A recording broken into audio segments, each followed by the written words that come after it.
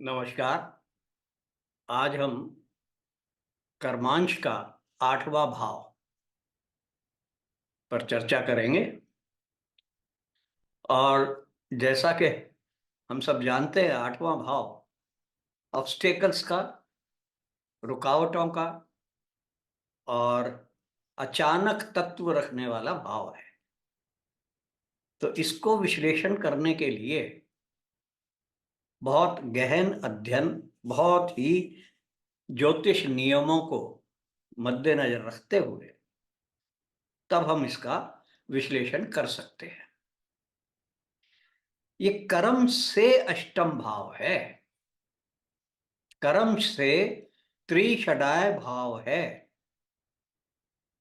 अगर हम जीविका की बात करते हैं तो वहां से ये 11वां भाव है और सबसे बली त्रिषडाय है। अब पहला ही नियम ले लो। त्रिषडाय के लिए क्या होता है?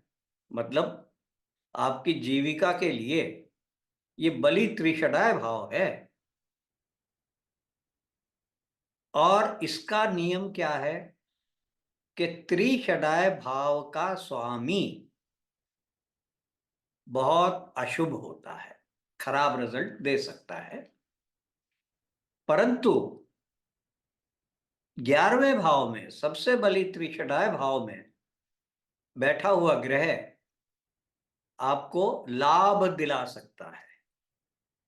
तो ये दोनों का डिफरेंस हमें अच्छी तरह से समझना पड़ेगा कि भाव में बैठा हुआ ग्रह हमें लाभ दिला सकता है, उसमें भी कुछ कंडीशंस है। क्या वो पीड़ित है? तब वो भाव नहीं, लाभ नहीं दिलाएगा ज्यादा। अगर पीड़ित नहीं है तब वो लाभ दिलाएगा। वहां जो ग्रह बैठा हो, उस ग्रह का संबंध यदि लगन के पंचम और नवम भाव से हो जाए तब वो लाभ दिलाने में सक्षम कम हो जाता है, नहीं देता। अब कहोगे भाई ये क्या है? अब देखिए, अष्टम भाव का विश्लेषण कर रहे हैं हम, तो कर्म का अष्टम भाव है और कर्म के जो दो शुभ भाव हैं, पंचम और नवम, वो अष्टम भाव से को पीड़ित कर, अष्टम भाव उनको पीड़ित कर देगा। तो कर्म, कर्म जो जनरल टोटल कर्म है, उससे वो पीड़ित हो जाता है। हमने जब 5वें भाव की व्याख्या की थी तब उसमें कहा था कि 5वां भाव धक्के मार के जीविका से बाहर निकाल देता है, क्योंकि 5वां भाव जीविका का अष्टम भाव है। दूसरी हमने व्याख्या की थी तीसरे भाव की, कि अगर वहां उसका संबंध आता है तब वो व्यक्ति जानबूझकर प्रीमैच्योर रिटायरमेंट ले लेता है या नया काम ढूंढता है, एक काम छोड़ करके और दूसरे काम पे आ जाता है। तो ये हमने इनकी व्याख्या की थी। अब तीसरा भाव क्यों इंपॉर्टेंट मैं ले रहा हूं अब इस समय? क्योंकि अष्टम का भावात भावम तीसरा है, अष्टम का। अच्छा, दूसरा जो इसका स्वामी है, लॉर्ड है, उसको हमने हमेशा त्रिषडाय 11वें भाव का स्वामी होने से पापी माना है, अशुभ माना है। परंतु इसमें एक ज्योतिष का और राइडर है कि अगर अष्टमेश, अब कहां से वो त्रिषडाय का भाव है? दशम भाव से। तो दशम भाव से त्रिषडाय में या उपचय दशम भाव, मतलब सातवां, लगन से सातवां, इनमें अगर संबंध बनाए, इसमें विराजमान हो, तो वो अच्छा फल दे सकता है। अब वहां से दशम भाव से त्रिषडाय हुए आपके 12वां, तीसरा, 10वां और 11वां। लगन से अगर मैं ले रहा हूं तो दशमांश का 12वां, तीसरा, सातवां और आठवां, ये भाव त्रिषडाय और उपचय हो जाते हैं। दूसरी कंडीशन क्या हो सकती है? एक और नियम है त्रिक भाव के लिए। ये अब जन्म लगन, दशमांश की लगन से हम देख रहे हैं कि अगर त्रिक भाव का स्वामी उसी राशि में, त्रिक भाव की राशि में ही बैठा हो, तो वो अपने दूसरे भाव को बली कर देता है, क्योंकि उस भाव का स्वामी स्वराशि में होगा। सूर्य और चंद्रमा पे ये नहीं लगेगा। या त्रिक का स्वामी अपनी दूसरी राशि जो और किसी और भाव में है वहां बैठा हो, तो वो त्रिक भाव के उसको बली कर देगा, तो अष्टम बली हो जाएगा। ठीक है, तो वो लाभ दिला सकता है। ठीक है जी। तो ये हमारे ज्योतिष के प्रिंसिपल, कुछ मोटे प्रिंसिपल, ये हमने यहां डिस्कस कर लिए अप्लाई करने के लिए कि भाई क्या क्या हो सकता है। ठीक है जी। और कोई बात इसमें अगर आप देखें तो हमने ये कही, नवम पंचम, अष्टम भाव में जो ग्रह बैठा है उसका नवम पंचम से संबंध आपको नहीं चाहिए। अब हम आपसे कुछ चार्ट फिर डिस्कस कर लेते हैं। और ज्यादा कोई बड़ी बात इसमें है नहीं, परंतु अचानक तत्व जरूर आता है, ऑब्स्टेकल देता है आठवें भाव। अगर मान लो आपकी नौकरी छूट गई और जिस दशा या अंतर दशा में नौकरी छूटी है वो दशानाथ अष्टम भाव में बैठा हो, तो आप दुखी होने की जरूरत नहीं है। हाँ, पंचम नवम से संबंध नहीं चाहिए, दुखी होने की जरूरत नहीं है। मैंने ये देखा है बहुत से लोगों में कि एक बहुत मेरे इनिशियल डेज का एक किस्सा है। एक हमारे मित्र थे, जब मैं सीख रहा था ज्योतिष, हमारे मित्र थे जो अहमदाबाद में, मैं अहमदाबाद में पोस्टेड था उन दिनों, तो अहमदाबाद में वो एक टेक्सटाइल मिल में वीविंग मास्टर थे। और उन दिनों ये बात है कोई 77 की, 1977 की। तो उन दिनों उनको वहां अच्छी सैलरी जिसको कहते हैं, 6,000 रुपये महीना उनको मिलता था। बहुत अच्छी बड़ी कॉटन की फैक्ट्री में वो काम करते थे, मिलते रहते थे। तो एक दिन उन्होंने कहा भाई मेरी नौकरी छूट गई और बहुत दुखी हूं। अब जो सहारा रह गया, मेरी वाइफ जो है वो टीचर है, तो अब घर चलाने का हमारे को, और घर की किस्तें भी भर रहा हूं मैं, अभी तक खत्म नहीं हुई है, तो मैं बहुत परेशान हो गया। हमने कहा बैठो यार, थोड़ा खाओ पियो, इवनिंग देखते हैं, कुंडली भी देखते हैं। तो मैंने देखा उनकी चंद्रमा में अंतरदशा थी। अब महादशा से तो शॉर्टर पीरियड है चंद्रमा का, चंद्रमा की महादशा थी, तब उनकी नौकरी छूट गई थी। मैंने कहा भाई बिल्कुल चिंता मत करो, बहुत अच्छी ऑफर आ जाएगी कोई, और आपको बहुत अच्छा पता चल जाएगा, अच्छी एक नौकरी मिल जाएगी।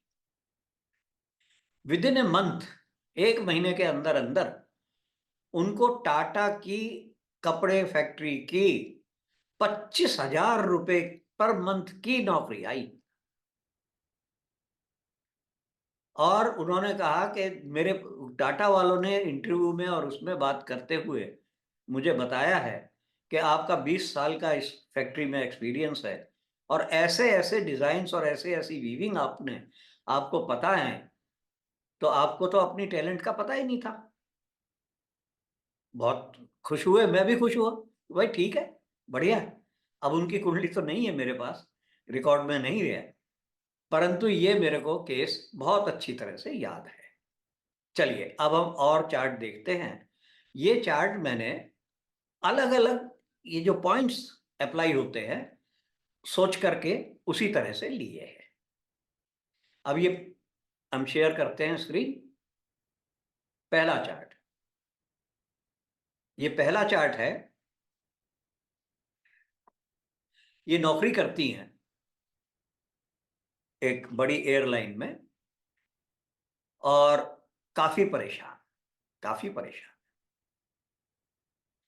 अच्छी कोई राइज नहीं मिलती इनको, बहुत ज्यादा कोई इंक्रीमेंट नहीं मिलता। पोजीशन की तो बात छोड़ो भैया, साल में एक दफे इंक्रीमेंट तो मिल जाए।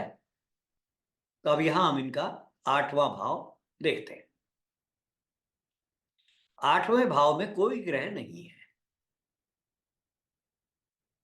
और अष्टमेश जो है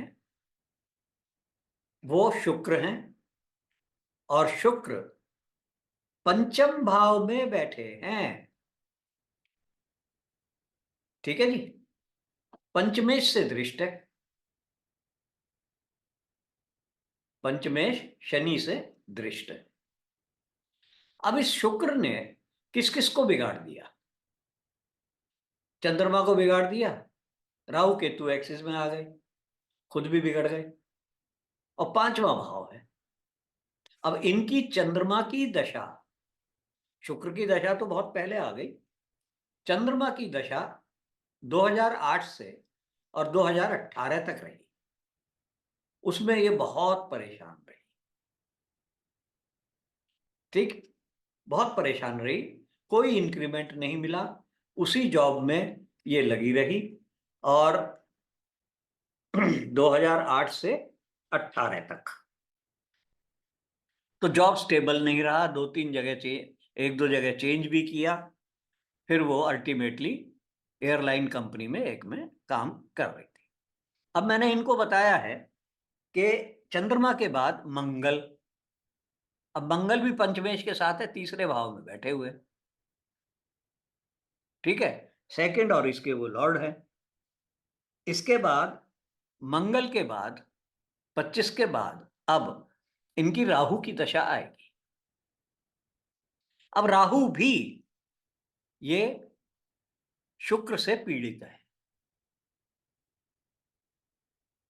राहु में राहु क्या करेगा? नौकरी छुड़वाएगा, छुड़वा सकता है, जैसे चंद्रमा ने कई नौकरियां छुड़वाई।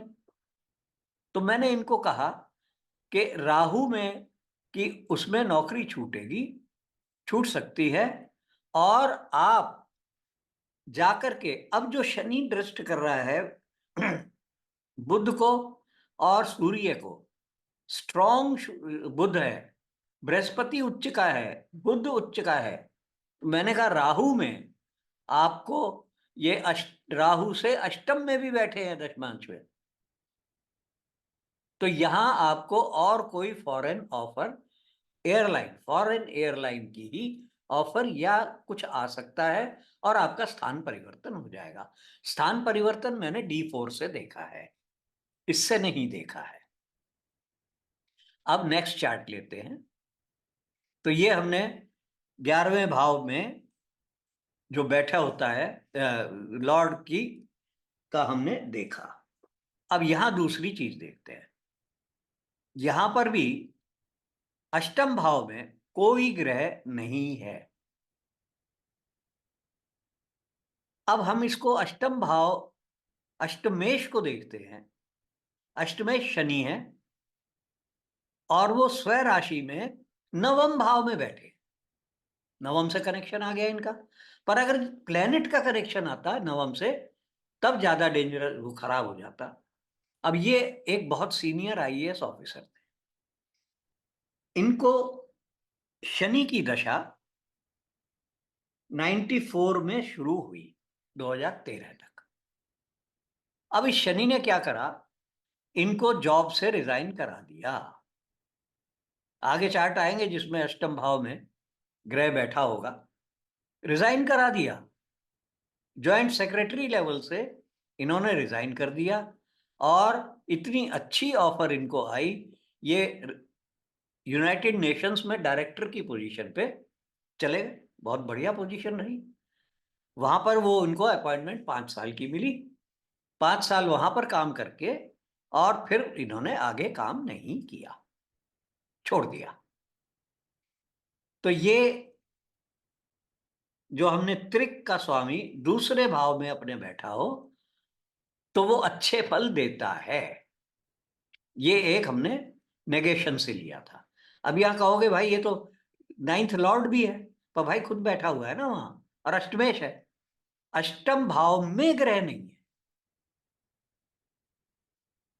इसीलिए मैं कह रहा हूं ये भाव बहुत ही डिफिकल्ट है। अब एक और चार्ट लेते हैं, ये मुरारजी देसाई जी का है। अब यहां देखो जी, अष्टम भाव में बुध और चंद्रमा दो ग्रह बैठे हुए हैं। माइनस पॉइंट क्या आ गया कि जो अष्टमेश है वो दृष्ट कर रहे हैं, तो अष्टम भाव बली हो रहा है, मतलब 11वां भाव जीविका से बली हो रहा है, पर ये तकलीफ भी दे रहा है। अब अच्छी बात क्या है कि अष्टमेश, अच्छी बात नहीं बुरी बात क्या है कि अष्टमेश जीविका से उपचय या त्रिषडाय भाव में नहीं है, ये 10th हाउस से 5वें में है, तो गड़बड़ करेगा। ये कुंडली है मुरारजी देसाई जी की। मुरारजी देसाई जी प्राइम मिनिस्टर रहे 1977 से 79 तक। अब 1977 में दशा थी इनकी मरकरी में केतु, मरकरी में केतु, केतु ने चेंज दे दिया, मरकरी अष्टम भाव में बैठे हुए हैं और दशमेश है, तो ये दशमें 10th लगन लॉर्ड जीविका का 11वें भाव में चला गया तो राइज देता है। इससे पहले भी ये मिनिस्टर रहे हैं, फाइनेंस मिनिस्टर वगैरह काफी लंबे टाइम तक, पर प्राइम मिनिस्टर 77 में बने, मरकरी केतु में। केतु ने आपको नया चेंज दे दिया, वॉलंटियरली चेंज दे दिया। उसके बाद जब मरकरी में शुक्र की दशा आई, मरकरी में शुक्र, अब शुक्र को देख लो भाई क्या क्या कर रहा है वो। शुक्र जो है मंगल से दृष्ट है, अष्टमेश, अष्टमेश मंगल से दृष्ट है, बृहस्पति से भी दृष्ट है, और पंचम भाव का संबंध जब त्रिक भाव से आ जाता है, लगन से त्रिक भाव से, तब ये दुखी करके निकाल देता है, नौकरी से छुड़वा देता है। तो इनके अगेंस्ट नो कॉन्फिडेंस मोशन हुई थी और इनको मरकरी शुक्र में रिजाइन करना पड़ा। मंगल की दृष्टि ने तो शुक्र के ऊपर उसको और पावरफुल कर दिया, क्योंकि मंगल अष्टमेश थे, चेंज दे दिया। तो मरकरी शुक्र में वो चेंज भी हो गया, मरकरी केतु में पीएम बने थे। तो ये नियम भी हमारा इसमें हमने दिखाया आपको। एक चार्ट और देता हूं, ये बहुत बड़े इंजीनियर चीफ इंजीनियर थे दिल्ली में, और अच्छी तरह से सब चल रहा था। यहां पर भी जो 8th लॉर्ड है वो शनि है, शनि महाराज। अब पिछले मुरारजी के और इनकी कुंडली का मैंने किस लिए ली है, इसको कंपेयर करने के लिए। शनि अब त्रिक का स्वामी दूसरी राशि में बैठा है सूर्य के साथ, जो सेकंड लॉर्ड है, परंतु अपनी राशि में नहीं बैठा हुआ है, अष्टम को बलि कर रहा है। तो शनि आपके कर्मों को, उसको खत्म करने की कोशिश कर रहा है। तो उन दिनों ये चीफ इंजीनियर थे, चीफ मिनिस्टर से कोई बात इनकी हो गई और इन्होंने रिजाइन कर दिया वॉलेंटियरली कि भाई मुझे नहीं करना, मैं ये काम नहीं कर सकता। कुछ काम करने को बोला होगा, ये बता रहे थे, अभी डिटेल तो इतनी नहीं पता मेरे को। और जब इन्होंने रिजाइन किया, ये उन दिनों 58 साल की उम्र में रेजिग्नेशन हो सकता था, रिटायरमेंट थी, तो इन्होंने उससे 6 महीने साल पहले ही शनि शुक्र में रिजाइन कर दिया। ठीक है जी। अब शुक्र देख लो तीसरे भाव में है, वॉलेंटरली किससे दृष्ट है? मरकरी से दृष्ट है, राहु केतु एक्सिस में है और मंगल से दृष्ट है। मंगल से तो ठीक है, 10th हाउस, 10th लॉर्ड है, पर जो मरकरी की दृष्टि है वो आपकी 12th लॉर्ड की दृष्टि है। 12th लॉर्ड सेपरेशन फ्रॉम जीविका। तो ये रूल भी हमने यहां पर देखा। तो 8th को हमें बहुत अच्छी तरह से एग्जामिन करना चाहिए। अब देखिए 8वां भाव अगर हम मान के चलें कि ये कर्म की आयु है, कर्म की मृत्यु का भाव है, पर कर्म कभी नहीं मरते। आप नौकरी छोड़ दो वो तो ठीक है, जीविका मर गई, जीविका खत्म हो गई, परंतु आप जो कर्म है वो तो करते रहते हो। नौकरी छूट गई तो कोई बात नहीं, पर मैं कर्म तो कर रहा हूं, अपने दिनचर्या भी कर रहा हूं, अपना और जो काम कर रहा हूं, दोस्तों के साथ ताश भी खेलता हूं, सैर भी करता हूं, तो वो कर्म मेरे चल रहे हैं। तो अब कर्म कब खत्म होते हैं? आप एक मोटा मोटी कह सकते हो कि भाई कर्म खत्म होते हैं जब मेरी मृत्यु हो जाए, क्योंकि ये कर्म लोक है, तो मेरे कर्मों की मृत्यु हो गई। पर हमारे हिंदू शास्त्र में मृत्यु के बाद भी कर्म आपके पीछे लगे रहते हैं। आपके पुनर्जन्म में भी आपके कर्मों के हिसाब से ही पुनर्जन्म होता है।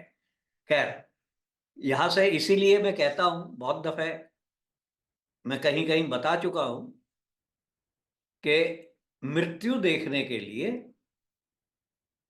लास्ट जो प्रत्यंतर दशा या मेन जो डिसाइडिंग फैक्टर होता है वो होता है D10 मृत्यु के लिए। पर मैं मृत्यु का वो नहीं ले रहा हूं टॉपिक, तो इस पे मैं आगे बात भी नहीं करूंगा। ज्यादातर मैं मृत्यु की किताब जरूर लिख दी है, परंतु मैं देखना पसंद नहीं करता।